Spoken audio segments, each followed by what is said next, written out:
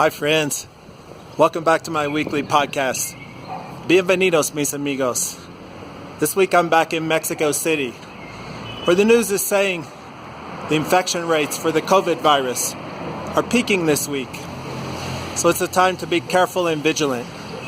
It also brings up questions like how can we connect with each other in this time of social distancing? And how can we work with difficult issues around connection, such as cultural difference? I'm going to explore that idea this week. My goal always is to speak the truth of my experience coming from a place of respect. So last week, I was standing here talking to you about my pandemic hair. I was getting all long and wild. And well, you can see, I got it cut. I have to confess, I was feeling kind of down last week, and I just decided to take the calculated risk and go see if my barber was open. They were. So I put on my mask, and they had on theirs too, and I got my hair cut. So this is my pandemic hair version 2.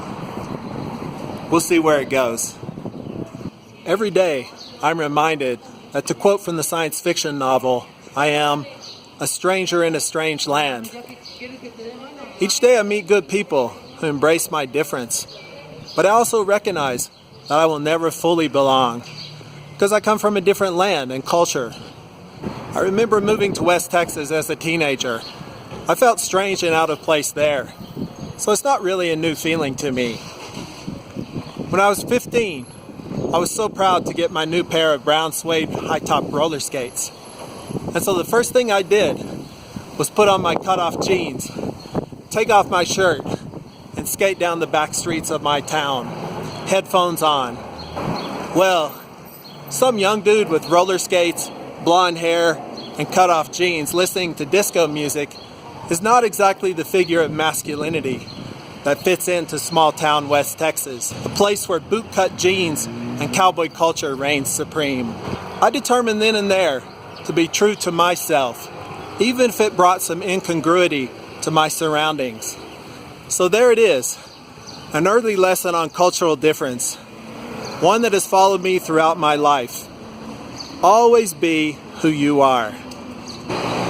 We're going to ride on the metro this afternoon, so let's put on our masks and practice some safe social distancing. Riding on the metro.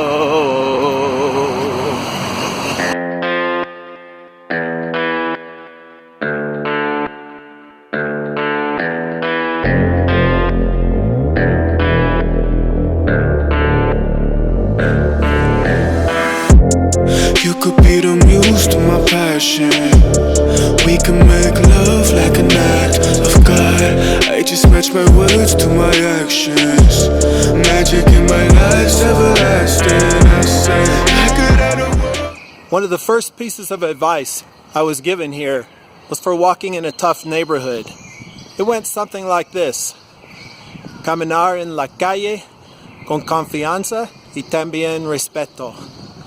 Walk on the street with confidence and also respect. That has been some of the best advice I have received for helping me to live this experience. This plays out in learning new ways of communication. In Mexico, people speak in more subtle ways than back in the US. At first glance, it seems extremely detailed and polite. Not what I'm used to. I grew up with formalities too, but also with conversation that very quickly went direct. And so I'm learning how to appreciate taking the time to listen to someone, to ask them about their day, and really listen to their response, not to treat it as a formality. Often in conversation, someone may not always tell you directly what they're feeling, but will imply it by the way things are said or by what is left unsaid. And so you have to engage in deep, but also active listening to find the true intent of the conversation. And I try to find a way to communicate my truth in a way that is respectful. So that is a challenge, but a good one, to hear others, accept their difference, and speak your truth.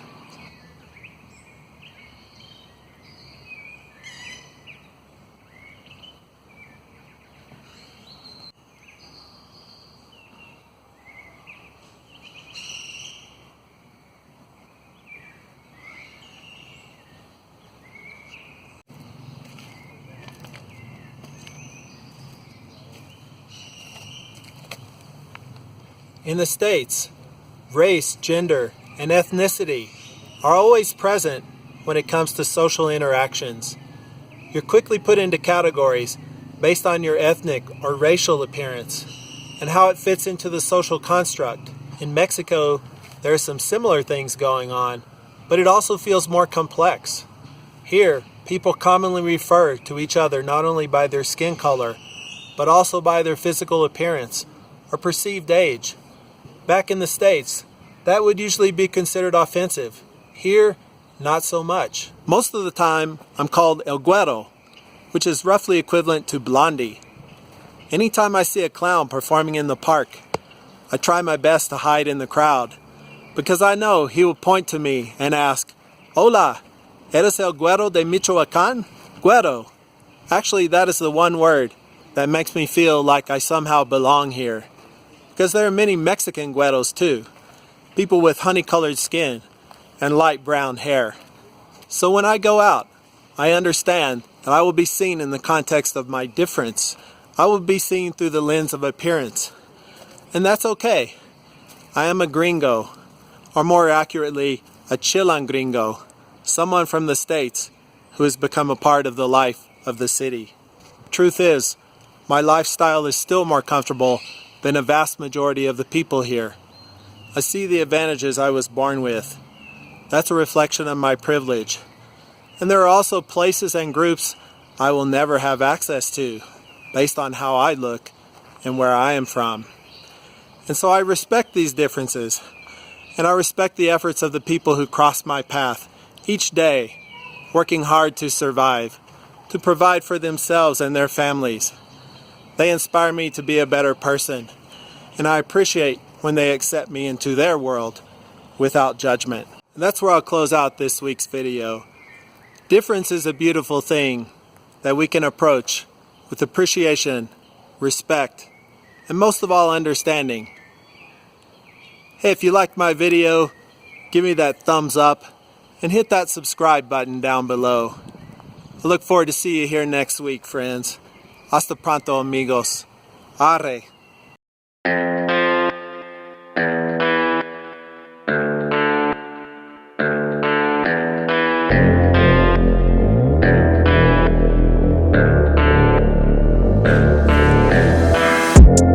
You could be the muse to my passion.